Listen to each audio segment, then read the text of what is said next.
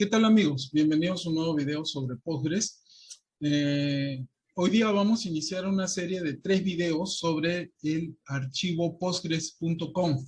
Una recomendación de Fernando que nos hizo en el canal de Postgres Perú que tenemos en WhatsApp. Donde estaba preguntando temas para los siguientes videos, para los videos de los lunes, y nos dice, oye, sería interesante ver los parámetros de Postgres.conf y cómo podemos tunearlos. Entonces, ok, vamos a hacer 3 videos sobre eso. ¿Por qué? Primero que nada porque el Postgres.conf es extremadamente grande, tiene muchos parámetros de configuración y evidentemente todos, algunos son simples de entender y otros son más complejos, que requieren una explicación bastante grande, ¿no? Algunos requieren otros tipos de trabajos antes de empezar a trabajarlo, como por ejemplo los de replicación. Y anuncio que en estos videos no vamos a ver replicación, no vamos a ver cómo configurar la replicación, porque eso de por sí mismo ya requiere otro conjunto de videos. Vamos a centrarnos solamente en parámetros que de alguna manera podemos empezar a cambiar para nuestras necesidades puntuales cuando hacemos una nueva instalación para producción. Está moviendo mucho la cámara, creo que voy a salir saltando en el video. Entonces vamos a hacer 3 videos. El primer video con el cual empezamos el día de hoy es un video en el cual vamos a ver los parámetros básicos de configuración, lo primero que tocamos cuando hacemos la instalación de nuestros Postgres, ¿ok? En el segundo video vamos a ver parámetros que de alguna manera influyen en la performance y en el consumo de recursos del Postgres dentro de nuestro servidor. Notarán que en esa charla vamos a ver muchísimos menos parámetros, pero cada uno de ellos requiere una explicación bastante compleja, digamos, en algunos casos. De hecho, para ayudarnos a poder medir los recursos necesarios para nuestro servidor, vamos a hacer una pequeña hoja de cálculo que luego se pondrá a disposición de todos para que ahí puedan imputar algunos valores que cambiarían en los parámetros del Postgres.conf y que dan como resultado final cuánto de memoria, por ejemplo, necesito para poder sostener mi operatividad de la base de datos dentro del servidor. Y en el tercer video vamos a ver algunos parámetros que influyen, digamos, en el tema de consumo de recursos, como los parámetros de vacuum, y algunos otros importantes como el del deadlock, por ejemplo, ¿no? Todos aquellos parámetros que gestionan bloqueos en la base de datos. Y probablemente alguno más. ¿Se nos escaparán algunos parámetros? Sí, porque hay parámetros que, por ejemplo, yo nunca he utilizado. Habría que ver qué cosas cambian. Algunos parámetros que se configuran de manera automática cuando hacemos la instalación porque son muy propios del sistema operativo y no los podemos cambiar de una manera tan sencilla si no hacemos cambios en el sistema operativo. Y algunos otros que requieren todavía un nivel de explicación por su complejidad mucho más elevada, ¿no? Pero que cambiarlos solamente te paga con escenarios muy puntuales de utilización de la base de datos.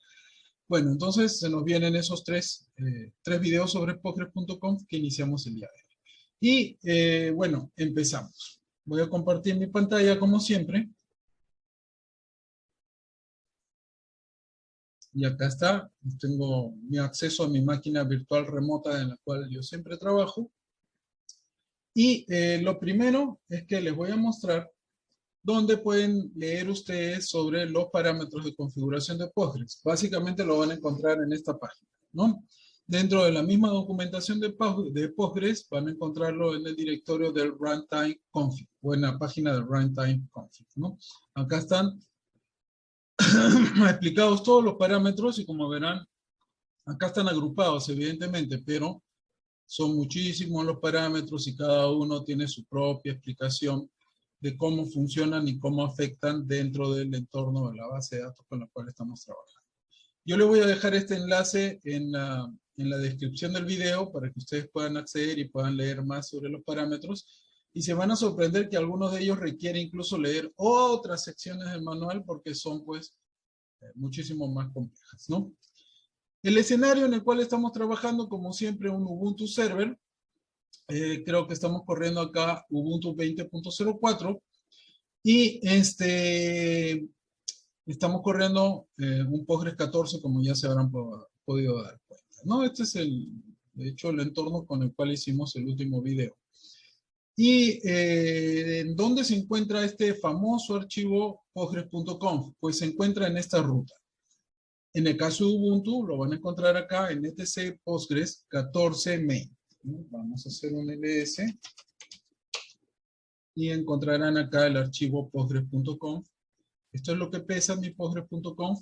Normalmente, si ustedes no cambian nada, todos van a tener un archivo de similar tamaño, ¿ok?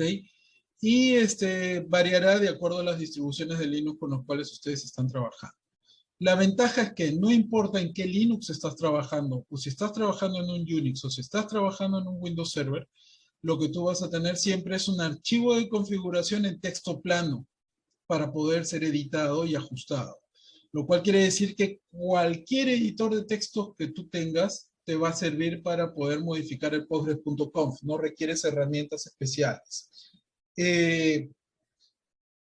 Una de las cosas que a mí me da ventajas cuando trabajo en un servidor sobre trabajar en un Postgres en la nube, es que en la nube ciertos parámetros de configuración del Postgres.conf no están disponibles porque son propios ya de la plataforma en la cual están corriendo, simplemente no se pueden tocar.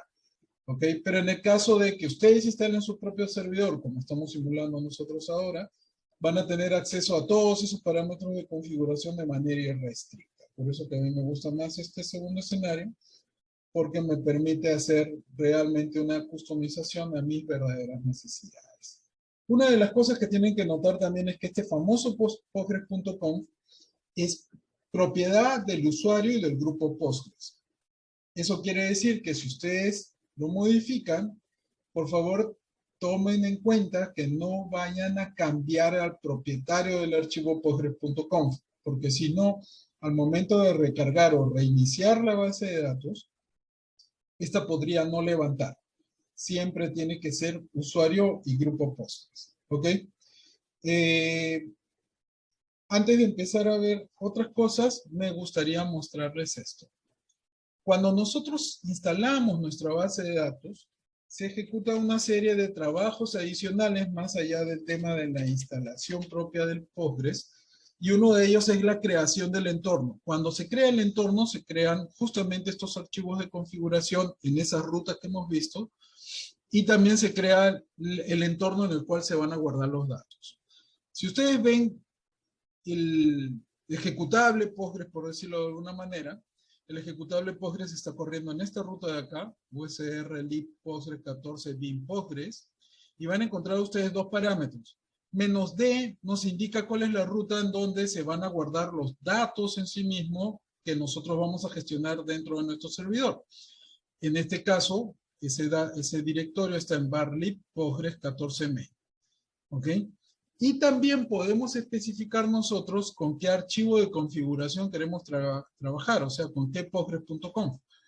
Y eso se especifica de esta manera, con -c config file. Lo cual quiere decir que nosotros, en escenarios especiales que queramos manejar, podemos tener múltiples archivos postgres.conf, pero la base de datos solamente va a trabajar con uno, que va a ser el que vamos a declarar al momento de iniciar la base de datos. Si lo hacemos manualmente, o con aquel que ya está generado al momento de, o con la ruta en la cual está generado al momento de hacer la instalación de la base de datos. ¿Ok? Entonces ya lo tenemos acá corriendo y vamos a empezar a ver qué es lo que tiene este famoso archivito postgres.conf. Para eso voy a ejecutar un editor de textos que es el msedit, porque es el que a mí más me acomoda para trabajar, pero ustedes pueden usar Vi, pueden usar Nano, pueden usar Emacs, pueden usar Pico, pueden usar múltiples editores de texto que hay para Linux, para Unix en general. ¿Y por qué estoy usando un editor en consola? Porque seguramente cuando ustedes estén trabajando en un escenario de producción, lo que les van a dar es un acceso por consola, no les van a dar un acceso gráfico, eso sería medio raro. Entonces, acostúmbrese mejor siempre a usar la consola, que es la manera en la cual trabajan la mayoría de los administradores, ¿no? Bueno, empezamos con los primeros parámetros de configuración. Como ya les decía, el archivo postgres.conf es un archivo de texto plano y con la ventaja que en la mayoría de los casos ustedes van a encontrar que los parámetros que van a ajustar tienen al menos algunas anotaciones para guiarnos qué cosa es lo que gestiona ese parámetro. Cuando queremos leer más sobre ese parámetro, nos vamos a la página que les voy a dejar en la descripción del video, en el cual ustedes ya pueden encontrar una descripción mayor de lo que están tocando en ese parámetro, ¿no? También algunos de los parámetros tienen esta notita abajo. Hay parámetros que requieren, cuando se cambian, requieren reinicio total de la base de datos y otros requieren recarga. ¿Cuál es la diferencia entre uno y otro? Voy a empezar con recarga. Cuando ustedes hacen recarga, la base de datos básicamente no se detiene. Sigue trabajando, los usuarios que están conectados siguen conectados a la base de datos, ¿ok? Y la base de datos es como que nadie se entera de que hemos cambiado esos parámetros, ¿ok? Eso se hace con un reload. Básicamente, de esta manera. Systemctl es el programita que gestiona servicios dentro de nuestro servidor. ¿Ok? Entonces, con esto hacemos una recarga de nuestra base de datos. Miren acá la pantallita del htop, donde estamos viendo el proceso corriendo. Hago mi reload y no se movió nada. ¿Ok? Esto sirve para parámetros menores, digamos, ¿no? Las trazas de log, cosas por el estilo que no generan mayor impacto si es que lo cambiamos. Pero cuando requiere el parámetro, cuando se cambia, como por ejemplo estos de acá, requiere un restart, lo que va a pasar es que el servicio se va a bajar y se va a volver a levantar. Cuando el servicio se baja, va a botar todas las conexiones hacia la base de datos que están en estado latente pero sin hacer nada. Y aquellas que están haciendo algo, la base de datos va a esperar que terminen, va a reiniciar la base de datos, pero las va a botar. ¿Ok? Y requieren volverse a reconectar a la base de datos. Cuando eso sucede, evidentemente, esos cambios sí son notables por el usuario, porque de repente va a estar a lo mejor llenando una pantalla con información y al momento de grabar le va a salir un mensaje de error diciéndole que se perdió la conexión a la base de datos, ¿no? Bueno, ya depende cómo sea su arquitectura con la cual ustedes llegan a la base de datos, de que esto sea notable al usuario, ¿no? Bueno, vamos a hacer un restart. Fíjense nuevamente a la mano izquierda lo que va a pasar. Como verán, se bajaron los servicios, esto ha sido muy rapidito, evidentemente, y se volvieron a levantar. Entonces, nuestro entorno cambió totalmente. ¿Ok? Esa es la diferencia entonces entre el reloj y el restart. Si ustedes quieren simular el restart de otra manera, hacen un stop. O sea, el restart lo que hace es esto en realidad en dos pasos, ¿no? Stop. Bajo el servicio. Y está. Si ustedes quieren ver si la base de datos está corriendo bien, porque eso es algo importante, especialmente cuando ustedes cambian algún parámetro que requiere restar. Quieren ver que todo esté bien, tienen este parámetro, tienen esta opción de status. Y acá en status nos tiene que decir que el servicio está activo, ¿no? ¿Ok? Bueno, vamos a salir de acá. Vamos a retornar.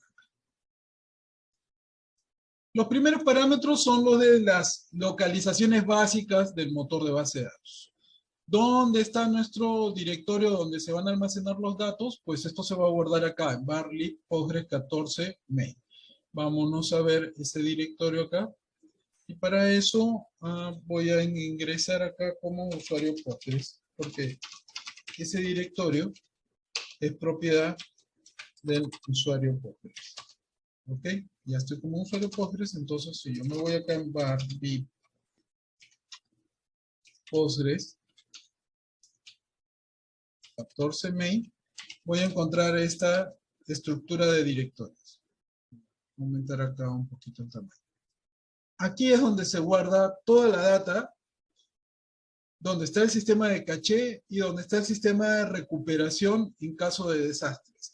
También se va a guardar acá la data que se va a generar y que es necesaria para hacer replicación.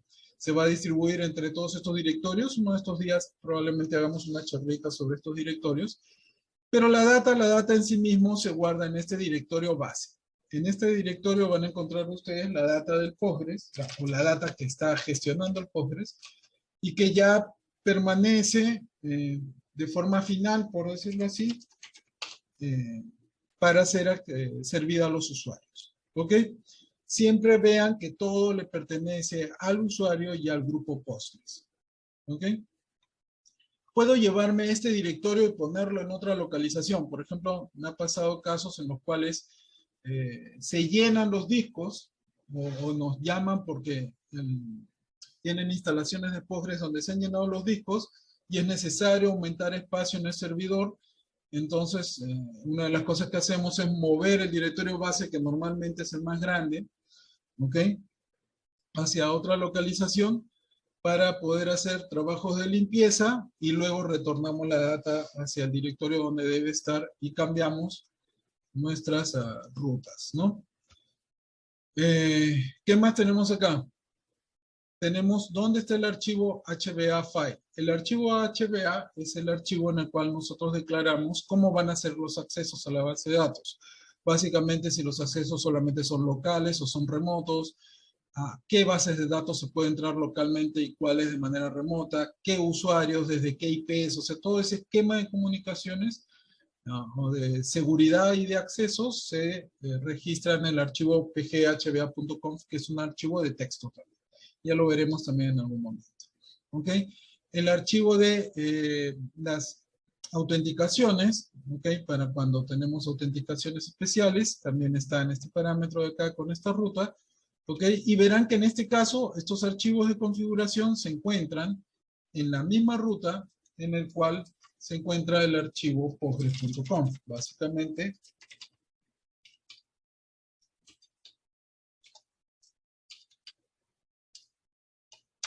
en el directorio etc.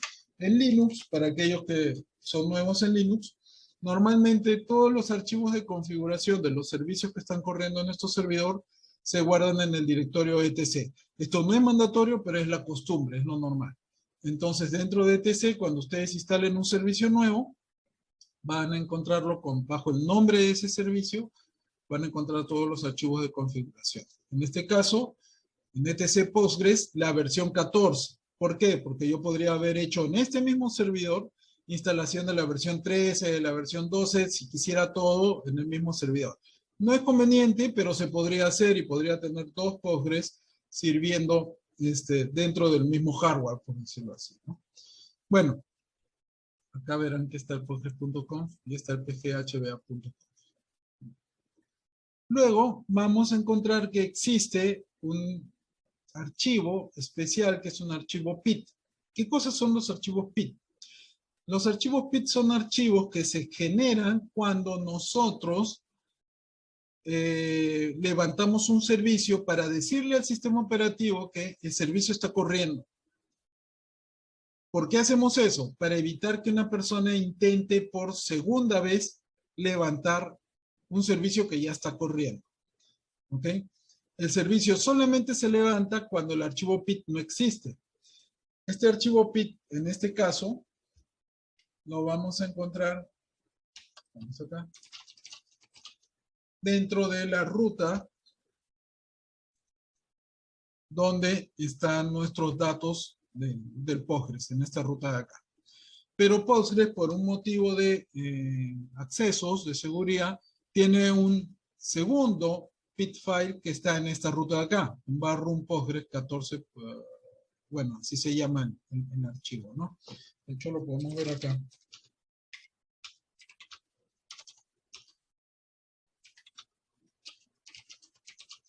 Acá lo vamos a encontrar, ¿no? Acá está nuestro archivo PIT, ¿ok? Y verán que tanto este archivo PIT como el que está corriendo acá, se han lanzado básicamente en el mismo instante, ¿sí? Cuando nosotros hagamos un restart de la base de datos, este momento de creación del archivo PIT va a variar. De hecho, vamos a hacer primero vamos a hacer un reloj.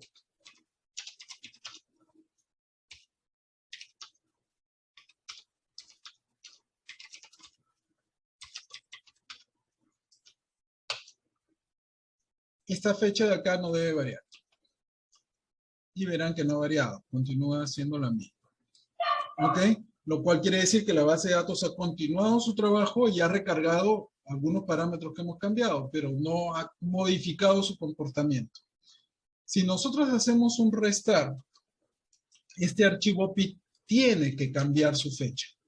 ¿Y qué fecha se le va a poner? La nueva fecha en la cual nosotros estamos iniciando el servicio. Hacemos nuestro restart. Ya acabó el restart. Y esta fecha tiene que haber cambiado. O esta hora en este caso, ¿no?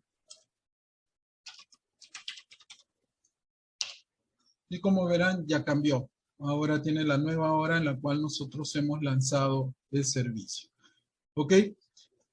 No lo veo pasar hace mucho tiempo, pero en tiempos antiguos, en versiones pasadas, ante una caída súbita del servidor, o sea, del hardware, no de la base de datos, ni del sistema operativo necesariamente, esto pasaba mucho cuando, por ejemplo, se iba la energía y el servidor no estaba conectado a un UPS, o había una sobresaturación de servicio, o fallaba un banco de memoria y había un kernel panic y había que bajar el servidor hacia la mala, o cosas por el estilo. Cuando se superaba el problema que se había suscitado y se reiniciaban los servicios, a veces la base de datos no levantaba.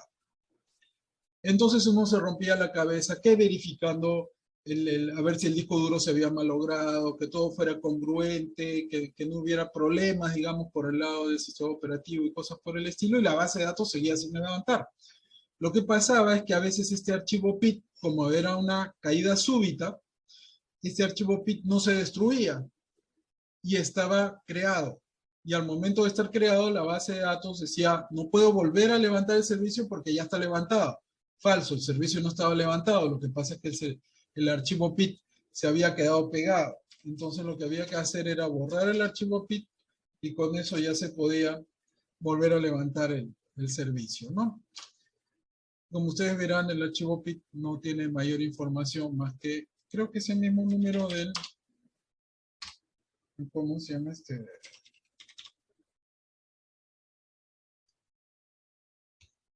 865, acá está. Es el número del PIT. Justamente los PIT son los números que se le asigna a los procesos que están corriendo en el servidor. ¿Ok? Es el número en este caso, del checkpoint, creo que me pareció ver ahí. Ah, no, es el número del servicio Postgres que está corriendo. ¿Ok? No van a encontrar mayor información ahí, excepto eso. Bueno, vamos a seguir viendo. Uy, acabo de cambiar el archivo. Vamos a seguir viendo los parámetros. El siguiente parámetro que tenemos acá, que normalmente se cambia cuando hacemos una instalación, es el listen address. ¿Qué cosa es el listen address? El listen address es las direcciones IPs que van a ser escuchadas por el servidor. ¿Ok? Por defecto, cuando se instala Postgres, solamente se escuchan direcciones locales, o sea, conexiones locales a la base de datos. O sea, yo mismo, dentro del mismo servidor, puedo conectarme a la base de datos. Pero un usuario en otro punto de la red de manera remota no se va a poder comunicar con la base de datos. Para poder activar esa comunicación tenemos que descomentar este parámetro y cambiar el valor localhost por el valor asterisco. ¿Ok? Con esto la base de datos está oyendo las comunicaciones que vienen desde cualquier punto de la red. ¿Ok? Sin embargo, solamente podrán entrar a las bases de datos si están declaradas esas conexiones en el archivo pghba.conf. ¿Ok?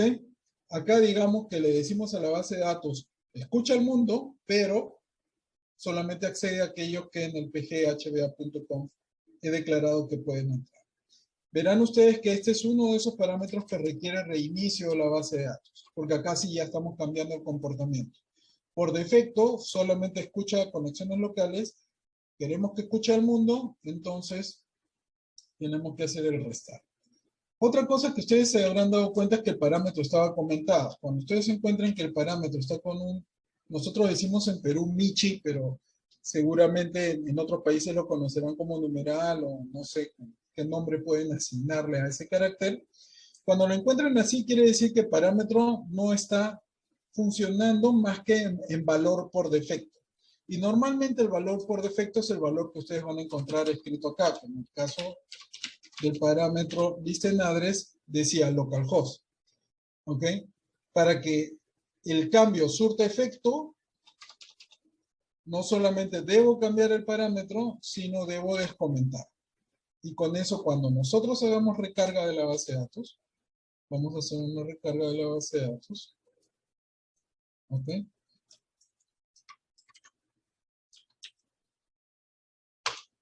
Ya se va a poder tomar en cuenta ese nuevo valor. ¿Ok? De hecho, voy a hacer una cosita acá, pues me voy a adelantar un poquito a las cosas que vamos a ver. Vámonos a hacer un tail al log del Postgres, porque cada vez que nosotros revisemos la base de datos,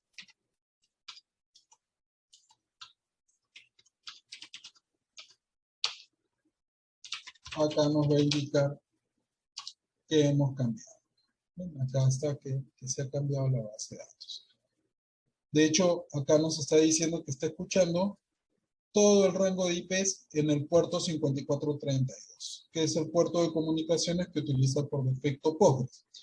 Esto es un poquito ya más tema de redes, especial, bueno, redes en general, en realidad, redes bajo protocolo TCP/IP, pero cada servicio que se publica al mundo, por decirlo así, va a requerir un puerto de comunicaciones para poder gestionar justamente las comunicaciones con el servicio.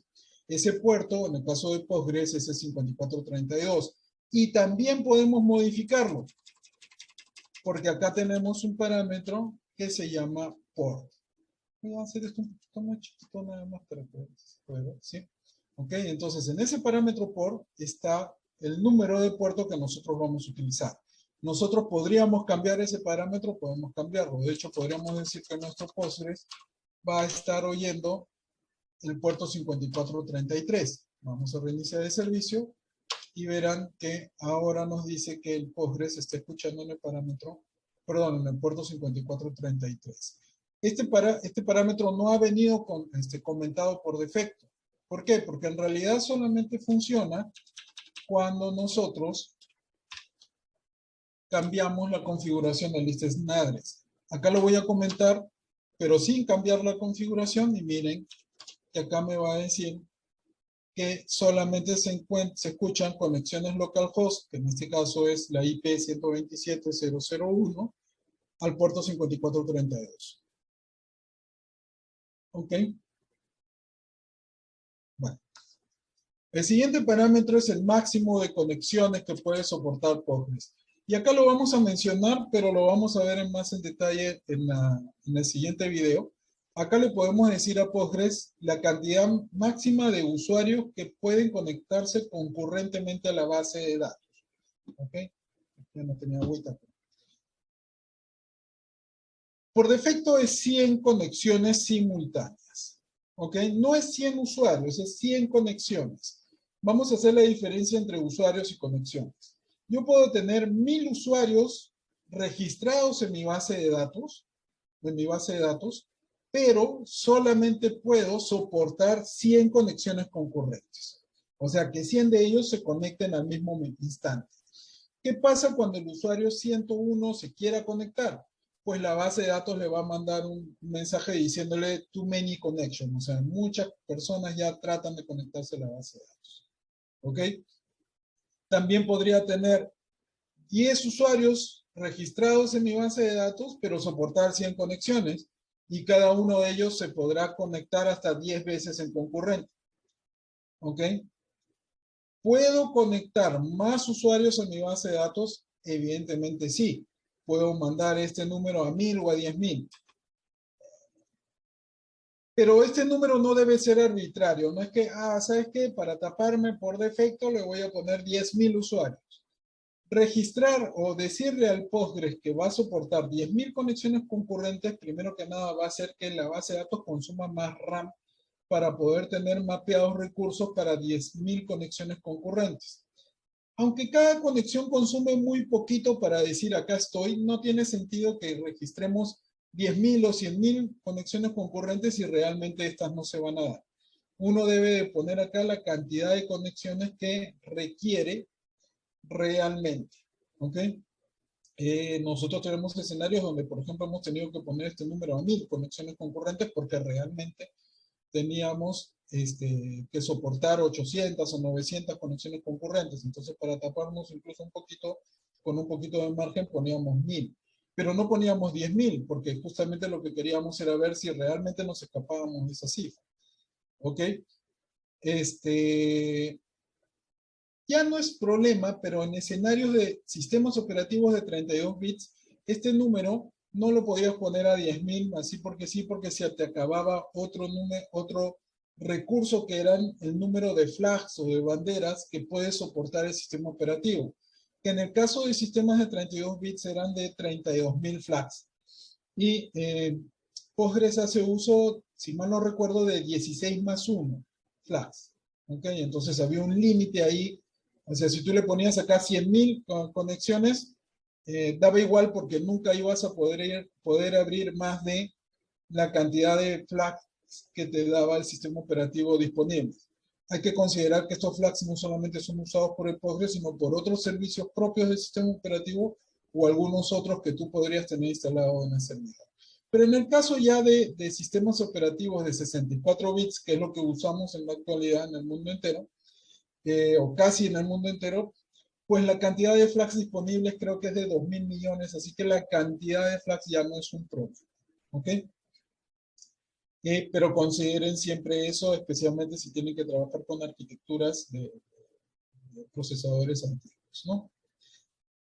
Bueno, acá hay otro parámetro que también vale la pena tomar en cuenta, que es la cantidad de conexiones reservadas para conexiones de superusuarios, o sea, conexiones de usuarios que van a gestionar la base de datos.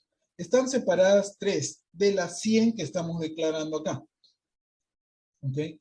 ¿Vale la pena aumentar este número? Podríamos aumentarlo quizás 2 conexiones más o 3 conexiones más en el caso de que tengamos varios administradores que van a hacer conexiones de superusuario. ¿Ok? Pero normalmente con estas 3 bastan y siempre recuerden que son 3 de estas 100. Así que si acá son 1.000, menos 3 que tengamos acá, en realidad hay disponibles 997 para conexiones de trabajo, por decirlo así.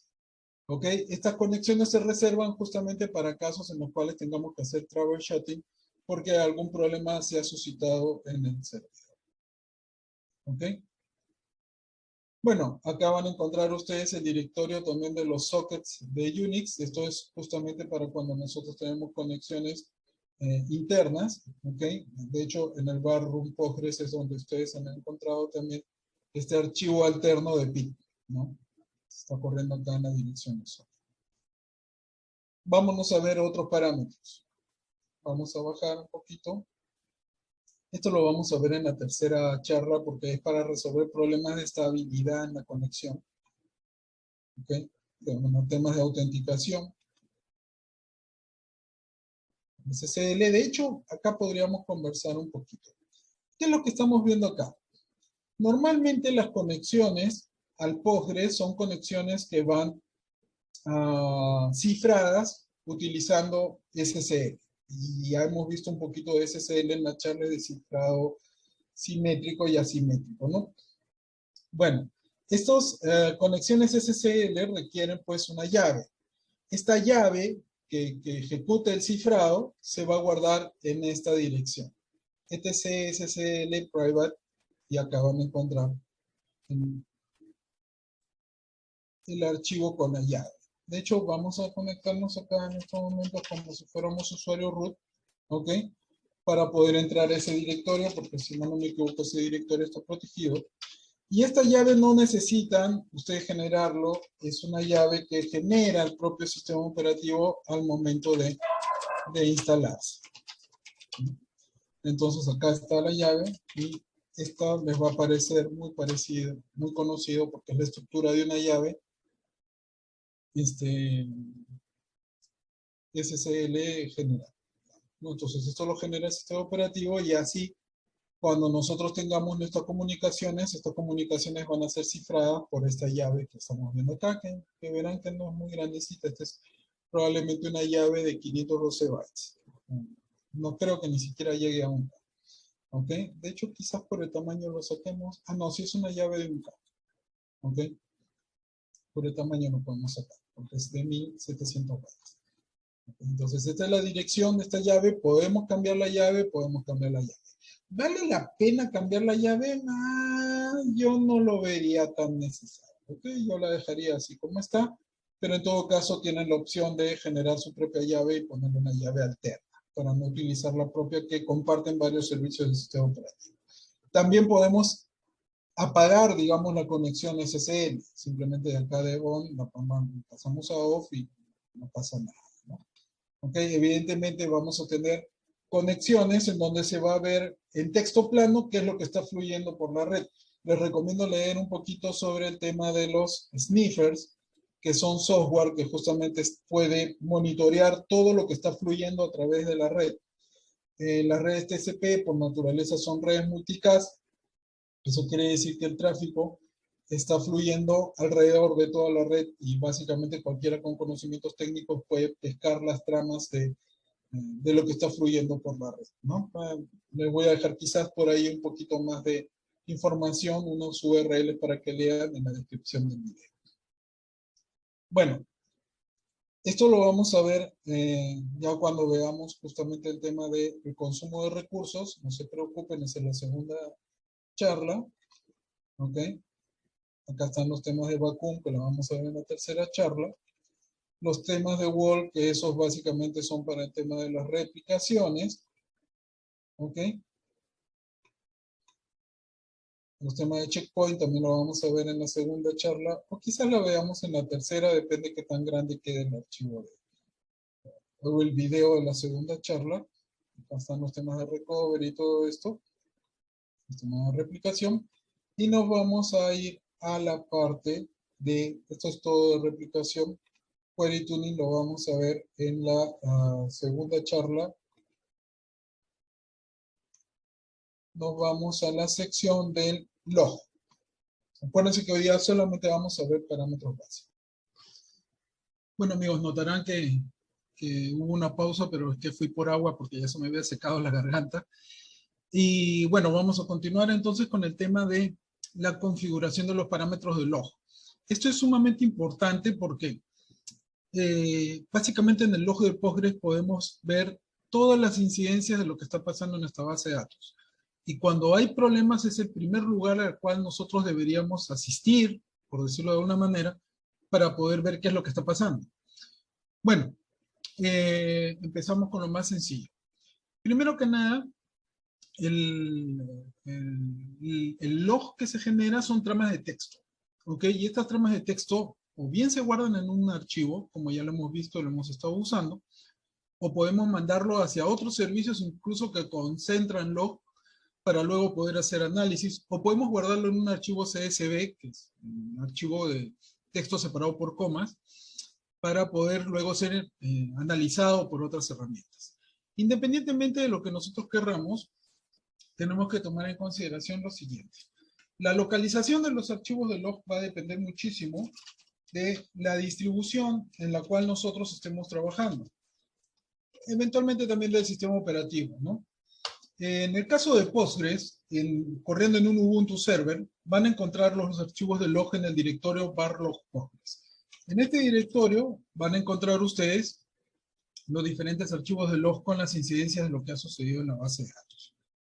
Si mal no recuerdo, en el caso de CentOS, esto varía y la localización de los archivos de log está puesta en el mismo directorio en el cual se están grabando los datos finales que gestiona el Postgres, ¿ok? Lo que para nosotros, en el caso de, ¿cómo se llama de Ubuntu? Sería barlib Postgres. ¿Se acuerdan que Acá está el directorio data y dentro de este directorio data, la 14 main y el directorio base. Bueno, en el caso de Ubuntu se guarda ahí, ¿ok? Pero no importa que se guarde en el barlog o ¿cómo se llama? En el mismo directorio donde están los datos del Postgres, el archivo de log sigue siendo el mismo. Texto plano con todo lo que está sucediendo en nuestra base de datos. Solamente como un poquito de información adicional, ustedes verán que cuando yo entro al log, estoy haciendo dos cosas en realidad. Vamos primero al barlog.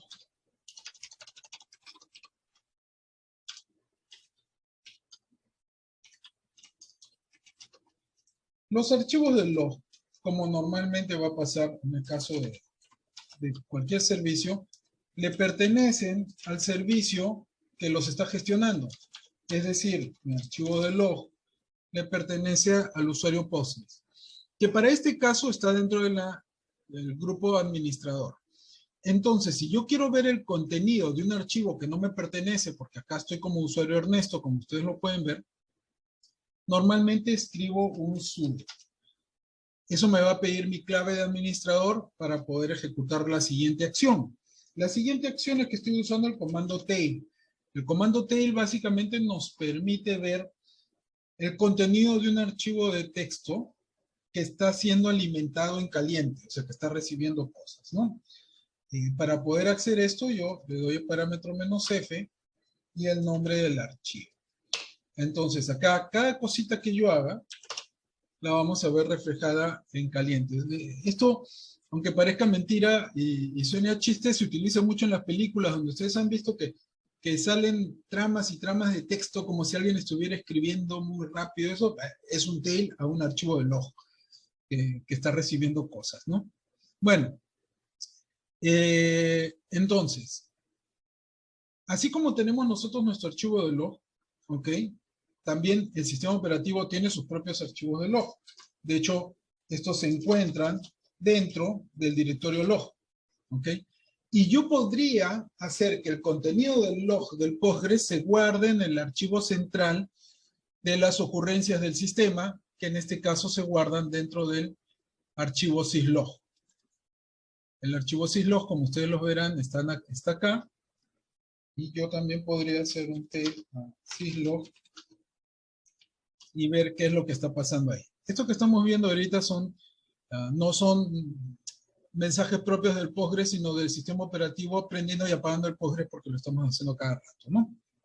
Pero bueno, verán, acaba de aparecer una línea ahí de otro comando que está corriendo, como se llama, recurrentemente en el sistema operativo, ¿no? Y cuando alguien conecte una USB o algo así, acá aparecerán tramas de eso. No es buena idea grabar el log del Postgres dentro de este archivo de syslog porque lo harían primero que nada muy grande y luego para poder extraer esa información ya no es tan cómodo. Así que lo mejor es que ustedes lo dejen en donde está. La función por defecto para eso es el standard, ¿ok? Y se grabará en donde nosotros digamos que se grabe. ¿Dónde definimos dónde se va a grabar el log? Para eso tenemos un parámetro que se llama log directory. Nosotros especificamos acá en qué directorio creeremos que se grabe la información del Postgres. Acá nosotros, si ponemos solamente un nombre genérico de un directorio, como por ejemplo que dice ahí log, en la ruta donde tenemos los datos se va a crear el directorio log y dentro de este directorio log los archivos de log. Pero si no, nosotros podemos hacer que esto se grabe en otra ruta. Para eso hacemos lo siguiente. Voy a crear un directorio pglog, ¿ok? En el home. Eso lo voy a tener que hacer como administrador porque evidentemente requiere permisos especiales para grabarse. Y claro, como lo he creado como administrador, se ha creado como usuario root. Lo siguiente que voy a hacer es decirle a este usuario, o perdón, decirle a este directorio que no le pertenece al root, sino le pertenece al usuario Postgres. Eso lo hacemos con esto.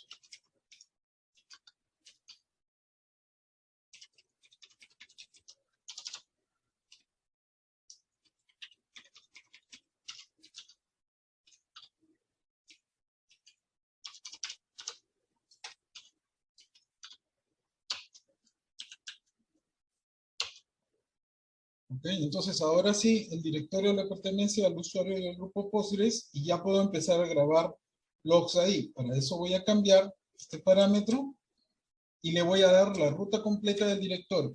En este caso es home. Log. ¿Ok? Lo grabamos. Y tenemos que activar otro parámetro más. Cuando hacemos cambios a este nivel, vamos a tener que activar este parámetro que se llama login collect. Entonces con esto el tráfico de mi log debería irse hacia esa nueva ruta. Vamos a ver el log en estos momentos del Postgres. Este es el log actual del Postgres que está corriendo. ¿Ok? Y vamos a recargar la... Ah, no, perdón. Tenemos que hacer un restart porque acá nos dice que si cambiamos el login collector tenemos que hacer un restart. Entonces hacemos un restart. Y acá ya el log me dice que está pagando la base de datos, el sistema está pagado, y que ahora todos los logs se van a guardar en este directorio. Entonces, si yo me voy a ese directorio,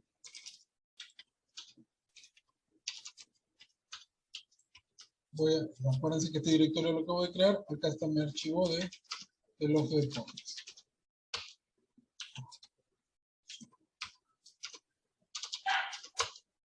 Acá está. ¿Cómo puedo verificar que esto es cierto? Pues no voy a hacer un restart, voy a hacer solamente un reload. Y acá el Postgres me va a avisar, ok, que acabo de hacer una nueva carga de archivos de configuración. ¿Ok? Luego tenemos otras opciones, como por ejemplo, cambiar el formato del nombre de nuestro archivo de log. En algunos casos, por ejemplo, en el formato que tiene en estos momentos, tenemos un formato sencillo, en donde indica la fecha y la hora en la cual se inicia ese log. ¿Ok? Pero nosotros podríamos ponerle un poquito más de información, a lo mejor el nombre del servidor, porque a lo mejor estoy guardando muchos logs de muchos servidores. Podría ponerle el formato que a mí me conviene de mes, día, perdón, día, mes, año, no sé, cosas que uno quisiera hacer, ¿no? Pero todos esos cambios los hacemos acá, ¿ok? En el log file name, y acá, por ejemplo, le voy a poner Ernesto Postgres. Entonces, todos mis archivos de log ahora deben de empezar con Ernesto, ¿no? Lo reiniciamos y vamos a ver. Ahora ya tenemos un archivo de log Ernesto Postgres. Ok, claro, está vacío porque todavía no hemos hecho nada. Si volvemos a hacer un... Vamos a hacer... Perdón.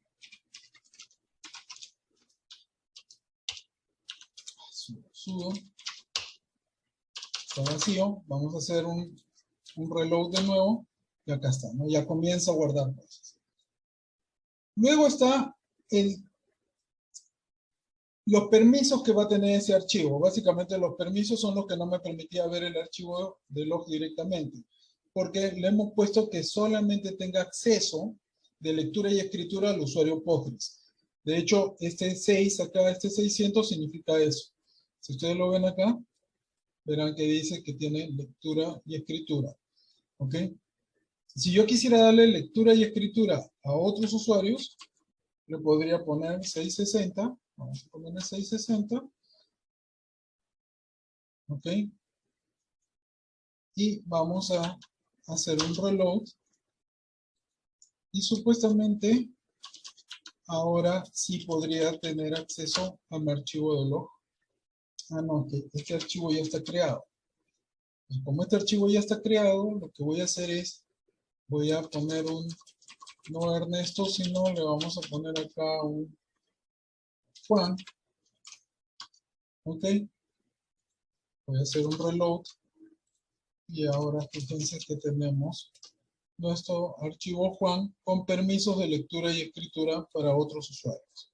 Esto evidentemente tenemos que darle una leidita a cómo asignan permisos en Postgres. Creo que no, creo que me faltó un 6 más acá. Vamos a ver.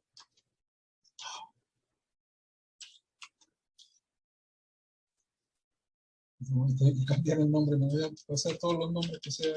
Vamos a ver. Pedro. Hello. Ya está Pedro. A ver. E menos F. Si no, entonces me estoy perdiendo. Ya está. Pedro ya tiene acceso para que otros usuarios puedan ver su contenido. ¿Ok? Entonces, así cambiamos el nombre, así cambiamos los permisos sobre el archivo. Y acá viene una parte importante. Para que el archivo no sea gigantesco, existe lo que se llama la rotación del archivo de log. La rotación en el archivo de log en Postgres se puede dar de dos formas. O por tiempo, o por, ¿cómo se llama? Por volumen alcanzado, por tamaño alcanzado por el archivo.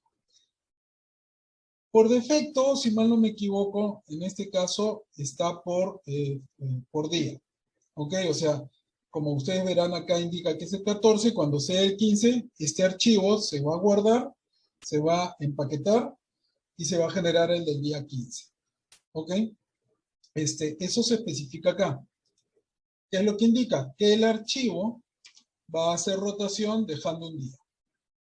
¿Ok? Cada día va a cambiar. Esto lo podemos cambiar a cada hora o cada minuto, lo que no sea un poquito más conveniente. Vamos a ver si esto procede así.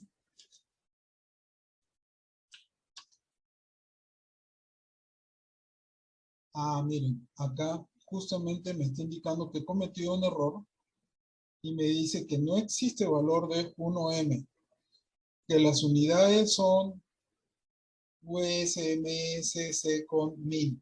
O sea, yo debía haber usado MIN. Entonces vamos a decirle que acá va a ser MIN. Vamos a hacer el reload. Ya, cada minuto debe generarse un nuevo archivo de log. Vamos a seguir conversando mientras esto va a correr. Pero si yo estoy generando mucha información al día y no me puedo dar el lujo de que sea una vez al día, lo que podemos hacer es decirle que sea hasta alcanzar un determinado tamaño. Y este tamaño se da en megabytes. ¿Ok? Puedo decirle 1 megabyte, 2 megabytes, 10 como está acá o 100, lo que nos convenga. Nuevamente acuérdense, cuando el archivo de log llegue a ese tamaño, lo que va a hacer el sistema es cipiarlo y generar uno nuevo. ¿Ok? ¿Qué pasa si es que activamos los dos? Va a mandar el age, el del tiempo, sobre el del tamaño. ¿Ok? O lo que suceda primero. Así que ahí tenemos que tomar en cuenta esa combinación de cosas que podría suceder, ¿no? Vamos a ver, y ven que ahí ya me generó un nuevo archivo porque este empezó a las 17:52:09 y el otro empezó a las 17:55:00, ¿no? ¿Okay? Esto va a seguir aumentando conforme pasen los minutos. De hecho, a lo mejor ya hasta generó un poquito más. Bueno, vamos a ver. Ahora, nosotros podemos tener varios archivos de rotación y lo que podemos decirle a Postgres es que cuando encuentre uno que ya exista, lo trunque y que lo empiece de nuevo. O sea, básicamente que borre el contenido y que lo vuelva a crear. Entonces lo cree limpio. Entonces para eso activamos esto de acá y con eso borramos las trazas pasadas, ¿no? Okay. Acá algunos parámetros más relevantes al log, especialmente cuando estamos mandando la información hacia el syslog para que indique de qué servicio llega la información y todo lo demás. Solamente para ver si es que ya generó una de un minuto más, ya generó el de las 56. ¿Por qué del 52 al 2:55? Porque seguramente hicimos el cambio cuando estábamos en el minuto 54 y esperó hasta el 55 para hacer el cambio. Pero ahora sí, cada minuto va a generar un nuevo archivo de trabajo. Vamos a dejarlo esto nuevamente en un día porque si no vamos a tener que estar cambiando a cada rato. Ok, todos los parámetros no tienen la ayudita que acabamos de ver, así que tomen en consideración eso, por favor, ¿ya? Y vamos a dejarlo esto como su nombre no. Vamos. Está, entonces acá menos F, Postgres. Ah,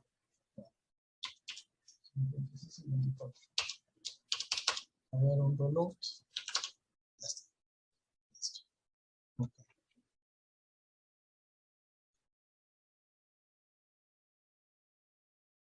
Bueno, cuando se trabaja con Windows, como ustedes verán, acá tiene un nombre de recurso, que en este caso va a ser Postgres, porque así lo debe generar en Windows. La verdad yo no uso Windows. Así que vamos a continuar con lo demás. ¿Qué mensajes estamos viendo? Bueno, vamos a ver diferentes mensajes en el caso del Postgres, pero nosotros podemos definir desde dónde queremos empezar a ver mensajes. ¿Ok? Y en este caso, los mensajes con los cuales estamos empezando a ver sucesos dentro de la base de datos es a nivel de guardia. O sea, todo aquello que genere una alerta hacia adelante va a empezar a ser logueado. ¿Qué significa en adelante? Guarding es el nivel más bajo de advertencia que podemos tener. Después de guarding tenemos los errores, que son errores, ya los de log, que son puntuales, que le exigimos que se logueen en la base de datos, los fatales y los pánicos. ¿Ok? Normalmente cuando llegamos a fatal y pánico, la base de datos se va a caer o ya se cae. ¿Ok? Todo lo que está arriba, digamos, de warning, como ustedes lo pueden ver acá, o menos que warning, se va a loguear solamente si lo activamos. Todo lo que es info, notice o los diferentes niveles de debug. De hecho, vamos a poner acá un ratito de debug para que ustedes se den cuenta cuánto aumenta esto, ¿no? Debug 1. Entonces vamos a hacer un reload, que vamos a tener que hacer mejor una conexión probablemente. Bueno, vamos a, no tenía sudo menos Postgres. Vamos a crear una base de datos.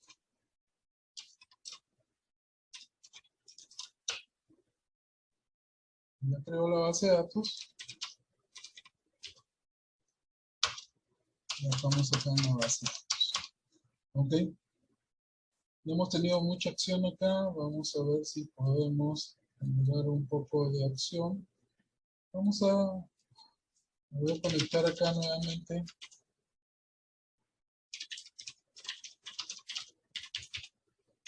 Y acá me estoy conectando básicamente para poder generar mis subidas y bajadas de servicio, ¿no? A ver, un create table A1 ahí. Vamos a ver. No tenemos mucho. Vamos a generar, vamos a forzar un error. Verán que ahí aparece el error, ¿no? Entonces, a partir de abajo hacia arriba se está generando el error. No tenemos infos ni notice, que normalmente eso lo generamos a partir de funciones o cosas así, ni tampoco se están dando warning porque no se están generando acciones que generen ese warning, digamos, ¿no? Entonces, por el momento no tenemos mucho que mostrar, digamos, ¿no? Pero vamos siguiendo avanzando. Acá, por ejemplo, tenemos qué es lo que vamos a mostrar como mensaje de error. Entonces, a ver, vamos a ver si le cambiamos acá nuevamente a debug. ¿Han visto el mensajito de error? Vamos a ver si aumentando el debug podemos aumentar la información de error, ¿no? Entonces, ponemos acá. System cpl reload Postgres service. La reinició. Bueno, ahora sí con debug ustedes verán que antes se veía solamente una línea, ya ahora se ve más cosas porque además estoy cambiando cositas. Vamos a ver, vamos a simular de nuevo el error. Bueno, es que el error es bastante sencillo, entonces no vemos mucho. Pero, una tracita que ha aparecido acá en modo debug. Se está generando el autovacuum. O sea, como hemos activado el debug, nos hemos dado cuenta que la base de datos está corriendo el proceso automático de limpieza que tiene programado para ejecutar cada cierto tiempo. Si nosotros apagamos ese debug, evidentemente esto no lo vamos a ver. Pero ahí lo estamos viendo. De hecho, vamos a regresar a warning, porque si no vamos a tener muchos mensajes probablemente.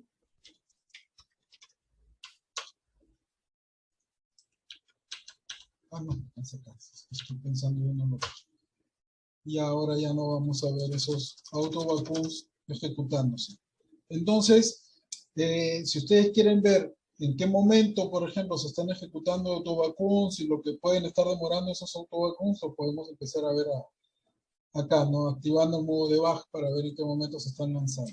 Vamos a hablar un poquito más de autovacuns cuando lleguemos a ver esa parte en la tercera charla. ¿Ok? Esto también es importante. Normalmente uno siempre quiere poder detectar si es que la base de datos se está demorando o no se está demorando en ejecutar los queries. ¿Ok? Ya todos aquellos que tenemos cierto recorrido en desarrollo de software sabemos que el primer culpable en el rendimiento de los sistemas de información es la base de datos. O sea, el primer culpable porque todos le echan la culpa. Pero no necesariamente la base de datos está dando un mal rendimiento. A veces son todas las capas que uno tiene encima que hace que el efecto al usuario final sea lentitud.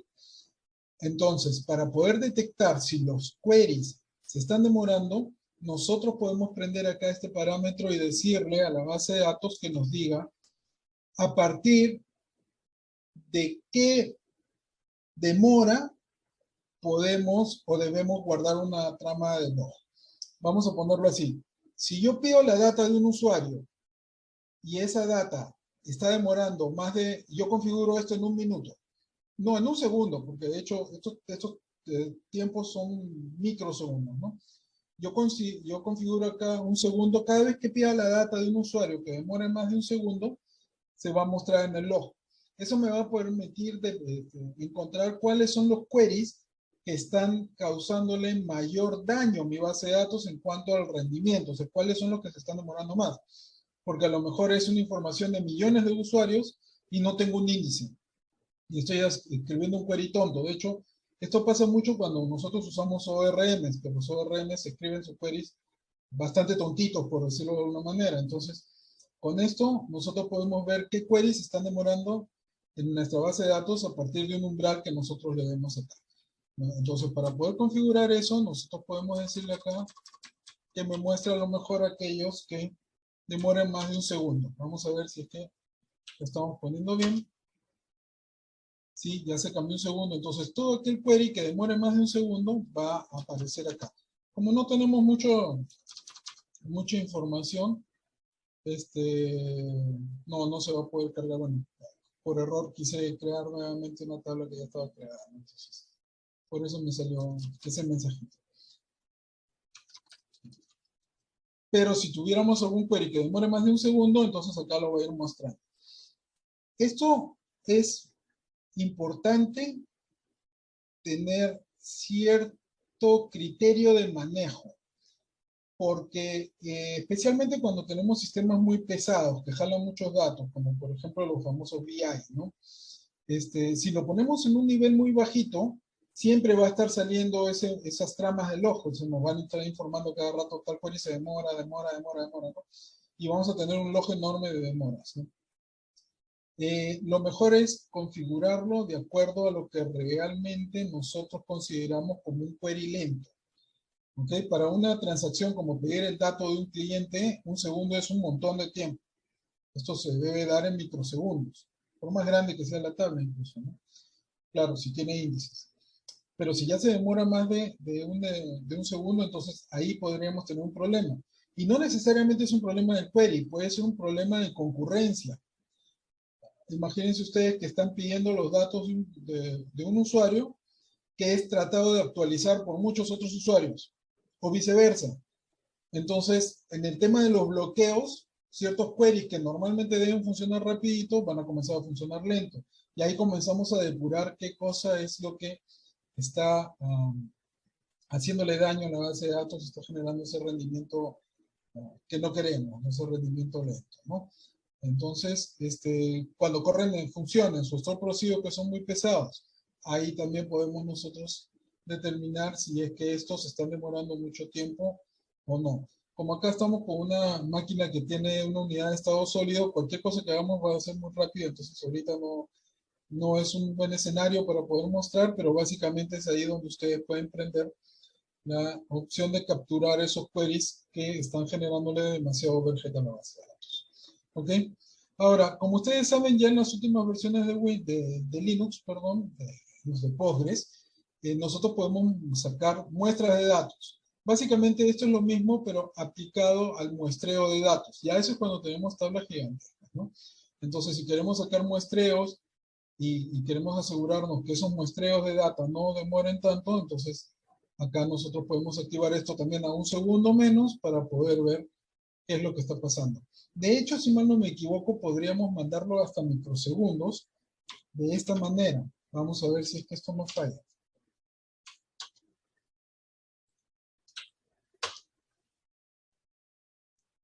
Sí, acá acabamos de cambiarlo a microsegundos. O sea, acá le acabamos de decir que me muestre aquellos queries que demoran medio segundo. Medio segundo son 500 milisegundos. Entonces podemos bajar incluso, ¿cómo se llama? El umbral hasta niveles en donde hagamos cosas, capturemos queries que están demorando, aunque demorando poquísimo, a lo mejor si son muchos, ese poquísimo podría resultar demasiado elevado para el usuario final, ¿no? ¿Okay? Bueno, acá podemos hacer otras cosas como poder loguear todo lo que es la reescritura del query, el plan de ejecución y cosas por el estilo. Cuando veamos planes de ejecución en algún video, ahí lo vamos a ver mejor, digamos, ¿no? Pero básicamente cuando ustedes lanzan un query, ese query sigue una ruta lógica de ejecución. Esa ruta lógica de ejecución es lo que llamamos el plan de ejecución. Y un query que ustedes escriben no es necesariamente el mismo que está llegando a la base de datos. Por eso que hay un proceso de reescritura que lo que hace es, de alguna manera, reordenar lo que ustedes han mandado a la base de datos. ¿Ok? Entonces todo eso lo podemos ver acá. No creo que podamos ver mucho acá en estos momentos, pero vamos a aprender estos dos y vamos a ver si nos muestra algo más de esto, ¿no? Está, nos indica que hemos cambiado esos parámetros y vamos a ver un select asterisco from a1. ¿Ok? Y acá está todo lo que se ejecuta realmente por dentro cuando nosotros hacemos algo tan sencillo como un select asterisco. ¿Bien? Todo esto es el plan de ejecución y por ahí debe estar la reescritura del query, que no es una reescritura en términos, vamos a decirlo así, humanos o como nosotros lo conocemos, no es una reescritura a nivel interno. ¿Sí? Pero esto nos puede ayudar mucho porque existe un escenario que a lo mejor es complicado. Vamos a ponerlo así.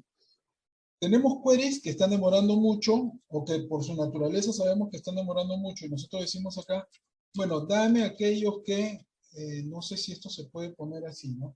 Aquellos que demoren más de una hora en ejecutarse. Voy a recargar a ver qué me dice. Si una hora es soportada. Si una hora es soportada. Entonces, yo capturé el query. El query está demorando más de una hora. Perfecto, pero para poder resolver lo que está pasando con ese query, necesito ver el plan de ejecución de ese query. ¿Ok?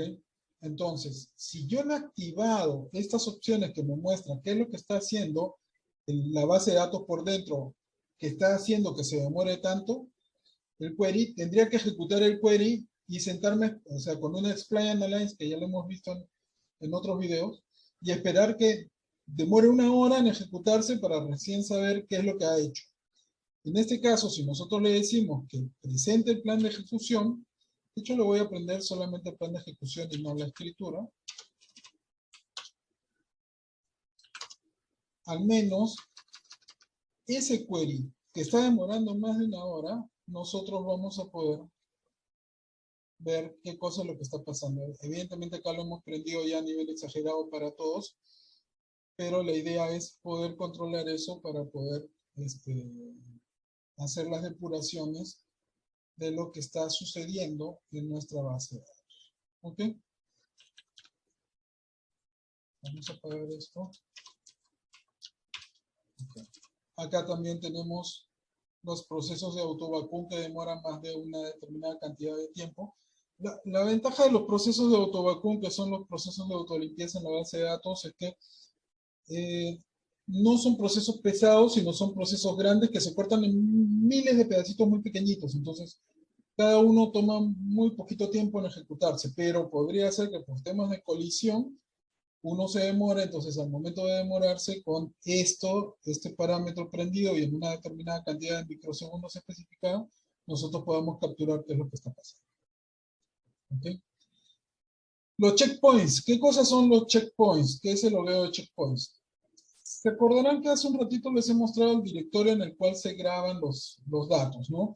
Esto normalmente se graba en archivos que tienen un determinado tamaño, que en este caso son de 16 megas, ¿ok?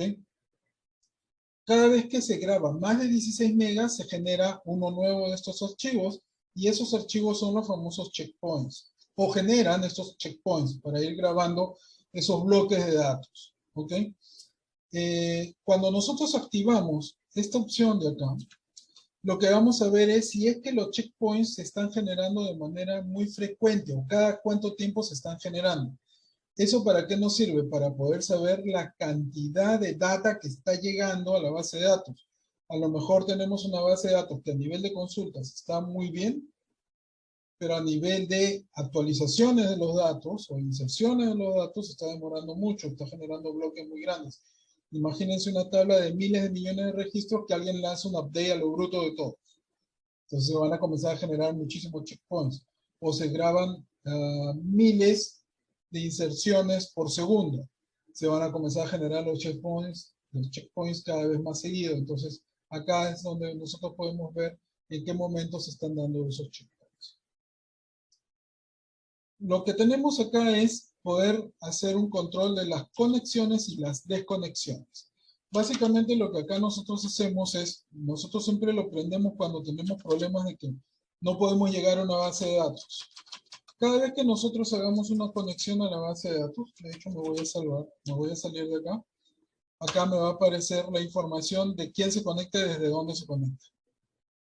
¿Ok? Y si por algún motivo, por ejemplo, llega algo de este tipo, acá me va a decir que ha llegado una conexión, pero es una conexión que no me está, o sea, que está llegando a una base de datos que no existe, o que está llegando de una IP no controlada, o está llegando de un usuario que no existe, o un error en el password y cosas por el estilo. ¿Ok? Y con las desconexiones vemos cuando la gente se desloguea de la base de datos, ¿no? Entonces yo me voy a conectar acá. Acá me conecté. ¿Ok? Si me salgo, no pasa nada, pero si yo lo activo acá,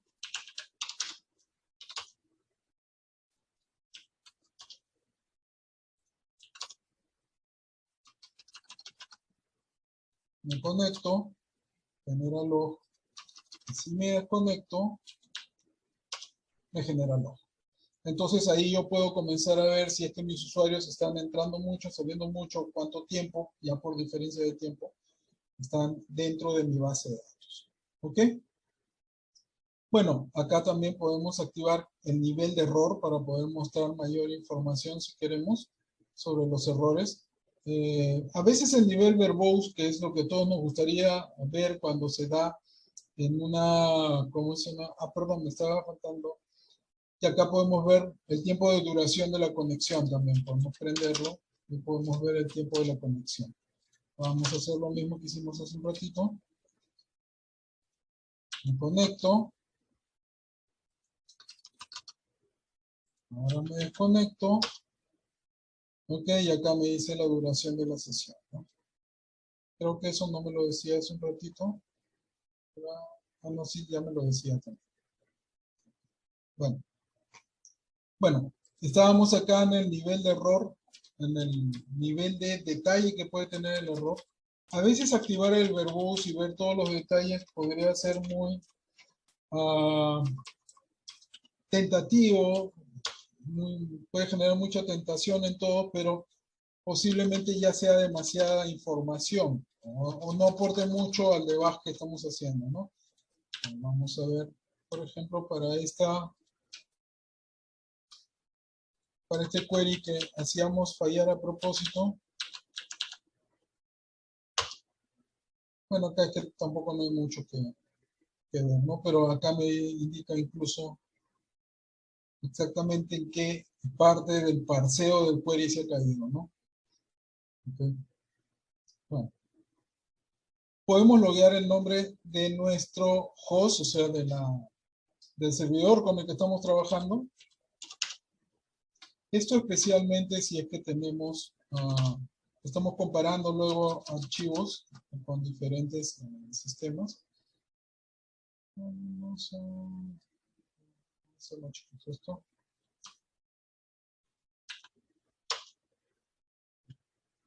Y acá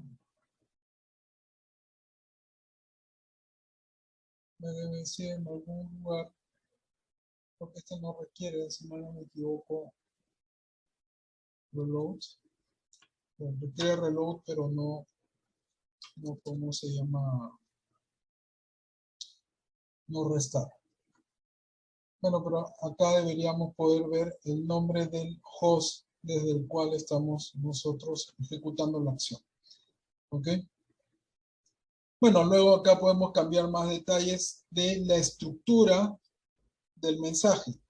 Por ejemplo, acá viene desde qué aplicación, cuál es el nombre del usuario, cuál es la base de datos a la que me estoy conectando. De hecho, es esta parte de acá. Acá. No.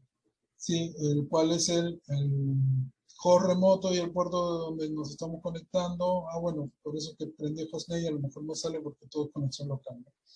Ok, y acá está todo lo que podríamos tener como contenido de nuestra trama de información que nos muestra el log. Simplemente los vamos añadiendo acá y se van a comenzar a mostrar mayor cantidad de información, ¿no? Esto ya está definido. No, que yo sepa, no podemos crear nuevos atributos de logueo, pero hasta ahí, digamos, es bastante información, ¿no? Esto es bastante importante cuando tenemos bases de datos de bastante concurrencia, y es loguear cuando se encuentran dos o más usuarios tratando de gestionar la misma data. Ahí lo que se genera son los famosos bloqueos, los logs. Y acá lo que podemos loguear es si es que se están dando esos bloqueos. Los bloqueos en una base de datos en producción son normales. De hecho, son lo que de alguna manera con lo que tiene que lidiar mucho la base de datos y que tiene que gestionar lo mejor posible. Pero a veces esa gestión, ya cuando se hace abuso de los recursos, especialmente, pues ya no se puede dar de manera efectiva. Entonces acá podemos ver si es que se están dando esos bloqueos y si se están dando de manera muy frecuente.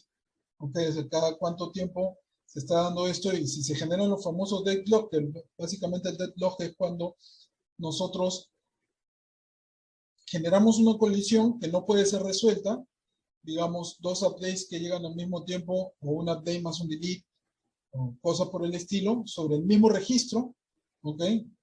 Y la base de datos se queda pimponeando entre a quién de los dos se tiene que dar el acceso, ¿no? Entonces, cuando no se puede resolver, se genera un deadlock para una de las partes y una de ellas es la única que persiste sus datos. Las otras son eliminadas, ¿no? Pero no es deseado manejar esos escenarios, ¿no? Bueno, conflictos en caso de recuperación, longitud de los parámetros, a ver, bueno, esto nunca lo he usado, pero creo que es cuando, por ejemplo, los queries son muy grandes, nosotros podemos darle acá el número máximo de bytes que podemos mostrar en nuestra trama de log. Normalmente todos lo tienen prendido al infinito, ¿no? O sea, por más larga que sea la trama, se muestra toda la trama. ¿Ok?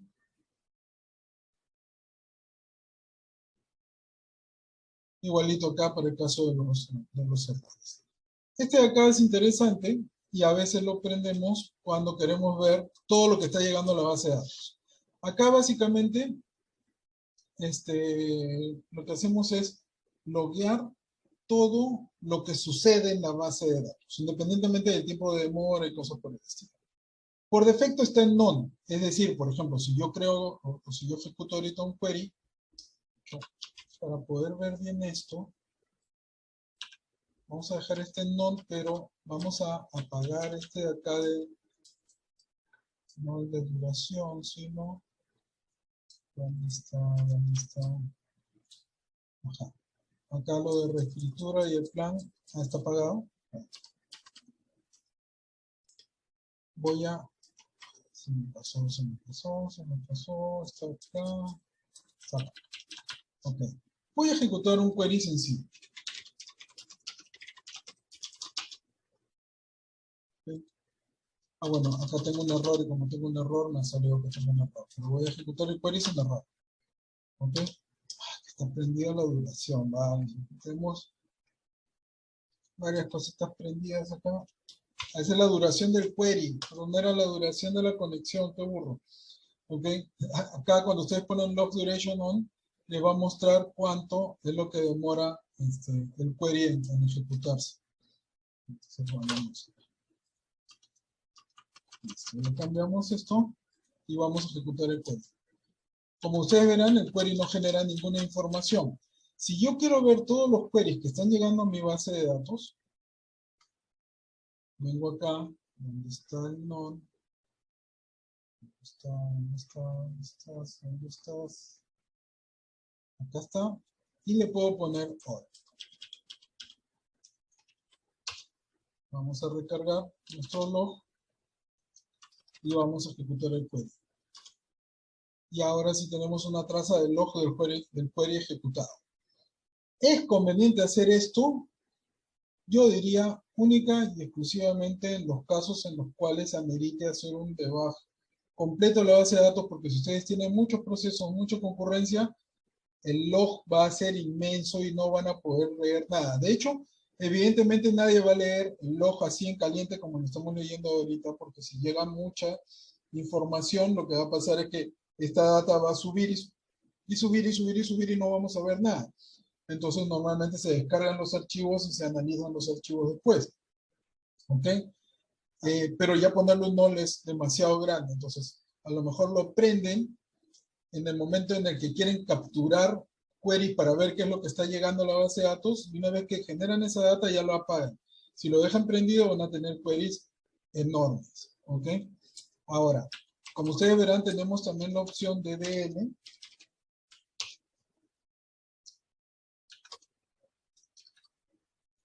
¿Okay? Y en la opción de DL, este query no se va a ver, pero cuando hagamos un table H1, por decir ahí, sí lo vamos a ver. ¿Por qué? ¿Qué significa DDL? Data Definition Language. Eso quiere decir que ahí solamente llegan los queries que generan cambios en las estructuras. Un create, un drop, sí es logueado. Pero un select, no, porque un select es un DML, que es un Data Modification Language. ¿Ok? Ahora los mods seguramente deben ser esos. Acá le han puesto mod, vamos a ver. No, los mods son, tendríamos que ver exactamente qué cosa es esto. Vamos a ver. When log replication, query planning, ¿dónde está el log? ¿Dónde está el log? Ajá. Vámonos al log y vamos a ver el log statement. Log statement. Y acá en el log statement nos dice que los mods son, vamos a ver, DDL son los create, alter y drop, y los mod, los all DDL statement plus modificaciones de data en insert, update. Bueno, ok. Los mod no me permiten ver esto, pero sí me deberían permitir ver esto.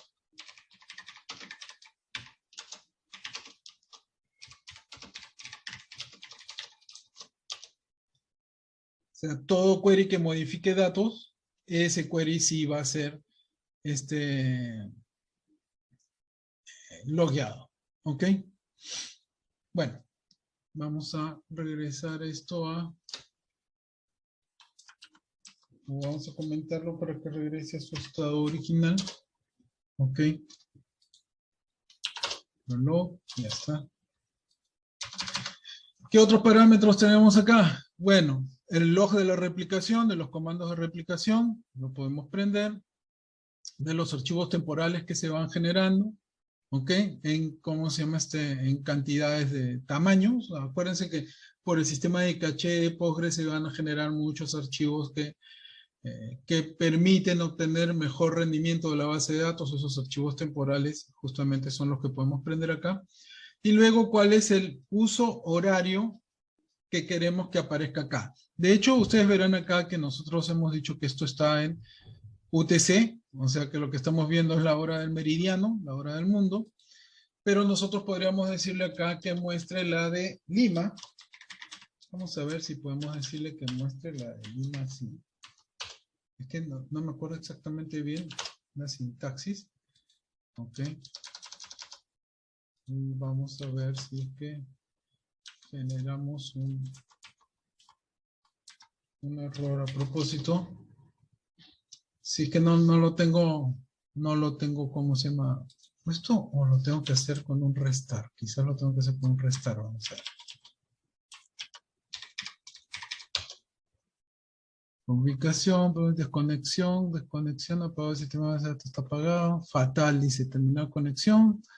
Bueno, ya creo que lo hemos puesto demasiado. Vamos a ver. Sigue generando en UTC. Conectamos. Ah, que no ha prendido. Es que creo que acá es Lima. A ver.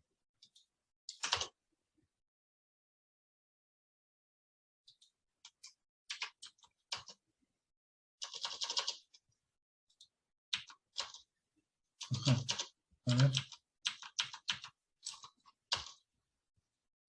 Creo que el problema es que acá. El problema está acá. Esta es la hora UTC y este es mi log en hora UTC. Pero lo pasé a la hora de Lima y la hora de Lima, como ustedes saben, es ¿cómo se llama? Menor a la hora de central. Y acá estamos en las 17 horas. A ver, vamos a ver. El log ahora debería estar acá.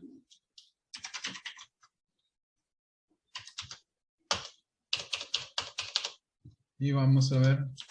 Y el log está acá. Y ahora sí lo estamos viendo con hora de Lima. De hecho, son las 1:29 cuando grabo este video. Así que acá lo vemos ya en hora de Lima. Hemos cambiado la hora de nuestro log. Y también el nombre, por cierto, como acabamos de verlo. Ahora, ¿cómo podemos ver todos estos time zone? Porque como ustedes han visto, yo me equivoqué y la base de datos ni siquiera pudo prender. Bueno, los time zone normalmente los vamos a ver en vámonos acá, vamos a salir de acá. Normalmente están en esta posición.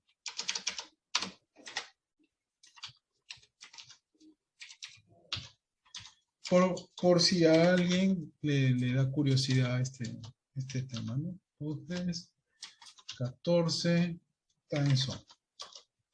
Time zone sets. Y acá están los time zones dependiendo el lugar del mundo donde ustedes quieran conectarse, ¿no?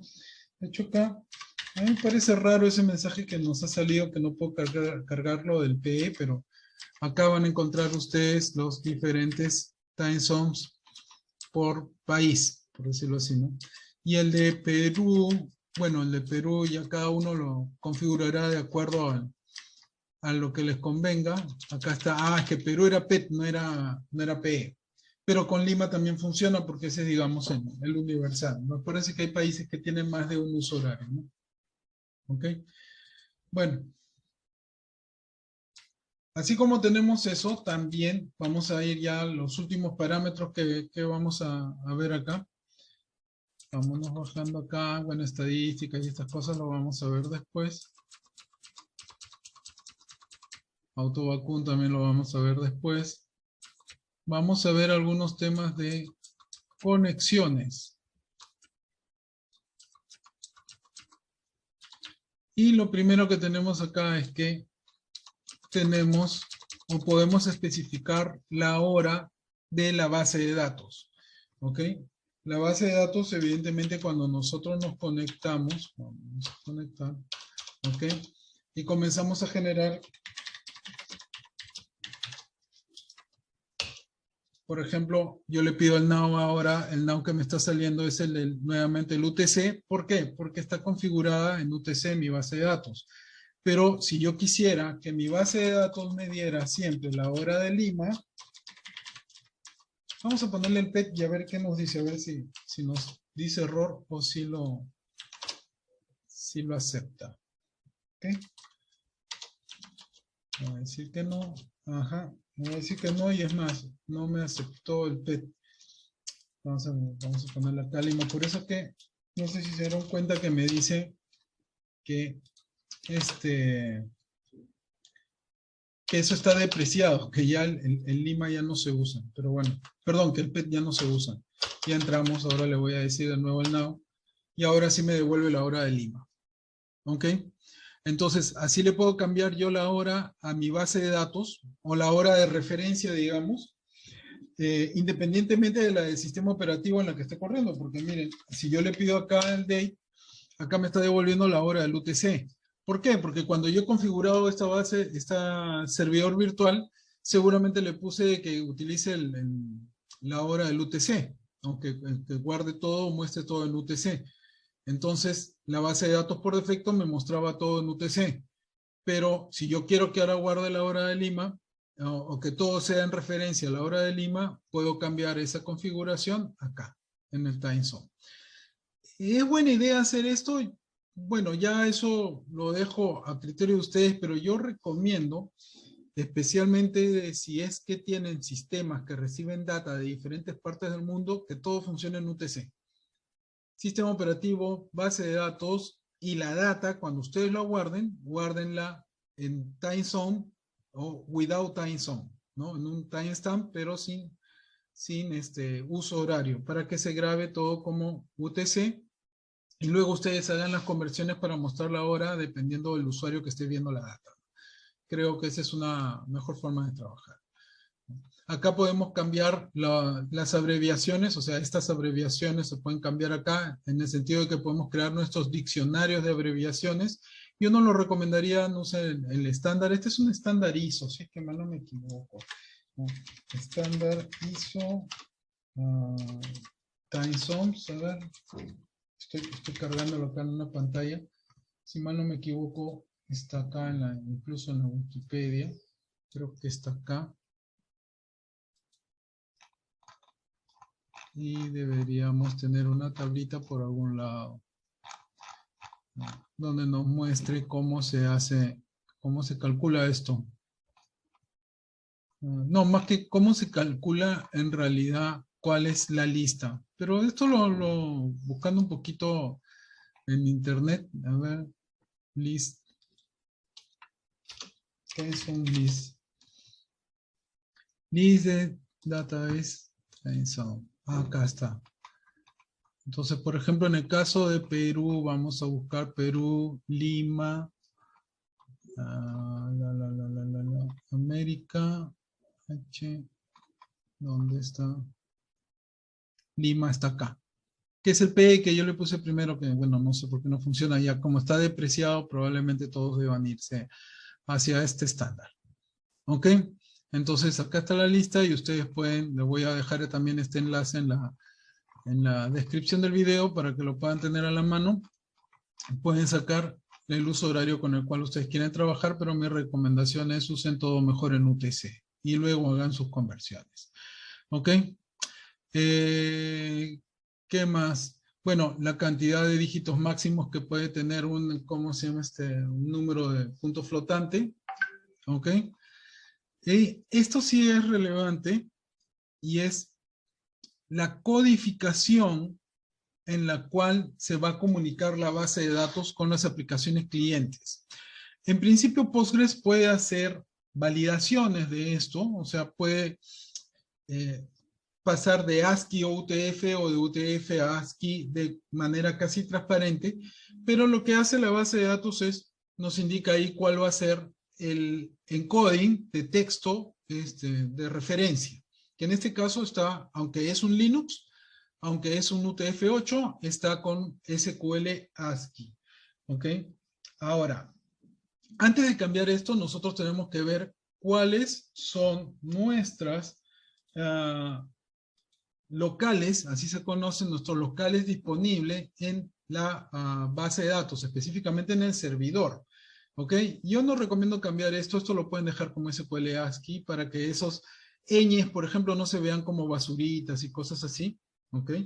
Pero cuando quieran cambiar ya los locales de referencia de todo lo que estamos viendo, incluso a nivel de moneda, a nivel ya de los caracteres, a nivel de números, por ejemplo, para la coma o el punto decimal, cosas por el estilo, la fecha, el día, mes, año y todo lo demás, es instalen una que el local esté disponible en su servidor.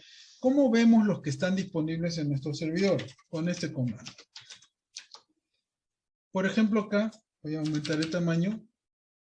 Cuando corren un local -a, y esto es fuera de Postgres, como pueden ver, me dice que acá está instalado el español de España en UTF-8 y el español de México, tanto en ISO 88591, que es ASCII, como en UTF-8. Si yo quisiera instalar nuestra variante, la variante del Perú, lo puedo hacer así.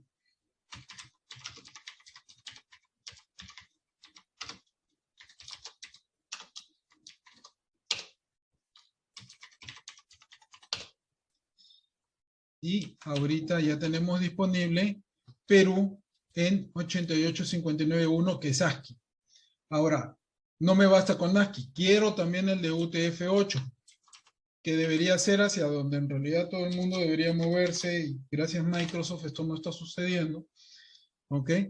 Escribimos así, y me va a poner ahora disponible UTF-8. Entonces ya podría decirle acá que cambie todo a UTF-8 para Perú. ¿Ok? Evidentemente pueden hacerlo para Chile, para Bolivia, para Venezuela, para Colombia, para lo que ustedes quieran. ¿Ok? No hay límite para eso. Esto es más complicado en realidad para aquellas personas que están en países cuya lengua es sumamente diferente de nuestro diccionario grecolatino, por decirlo de alguna manera, ¿no? O sea, los rusos, los árabes, los chinos, los japoneses, los coreanos y todo eso, ¿no? Que tienen toda una escritura totalmente diferente. Pero antes de cambiar estos de acá, verifiquen de que esté instalado sus locales en el servidor en el cual van a poner ustedes estos valores. ¿Ok? ¿Por qué? Porque estos van a ser los valores para los casos en los cuales ustedes creen una nueva base de datos por defecto y no especifiquen nada. Porque cuando ustedes creen una base de datos, y vámonos acá a pedir nuestro manual Create Database. No, perdón. Bueno, Create Database. Sí. Cuando nosotros que hacemos un Create Database, nosotros deberíamos especificar cuál es el local en el cual debería crearse esa nueva base de datos. O sea, ese conjunto de valores numéricos, de fecha, de texto que van a ser soportados.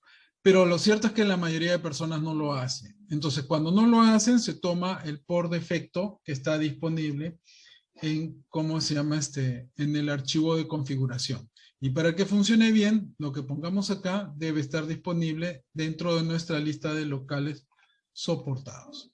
Bueno, esa es la primera parte del Postgres.conf. Habrán visto que mientras hemos estado recorriendo hay muchísimos más parámetros para poder revisar. Creo que me ha quedado un poquito enredada la charla, pero ya iremos mejorando para la siguiente, que todavía es mucho más compleja y probablemente mucho más larga. Les agradezco a todos, buena semana de trabajo, y ya como anuncio final, recibí algunos comentarios sobre este video sorpresa que sacamos de instalar Ubuntu Server y Postgres, porque muchos decían, tú mencionas mucho FreeBSD, y no nos has enseñado a instalar FreeBSD y un Postgres sobre FreeBSD, así que vamos a hacer un video sorpresa a lo largo de esta semana sobre cómo instalar FreeBSD y un Postgres sobre ese FreeBSD, para que todos puedan empezar a ver este sistema operativo que, por cierto, es sumamente interesante y estable, ¿no? Muy recomendado para entornos de producción.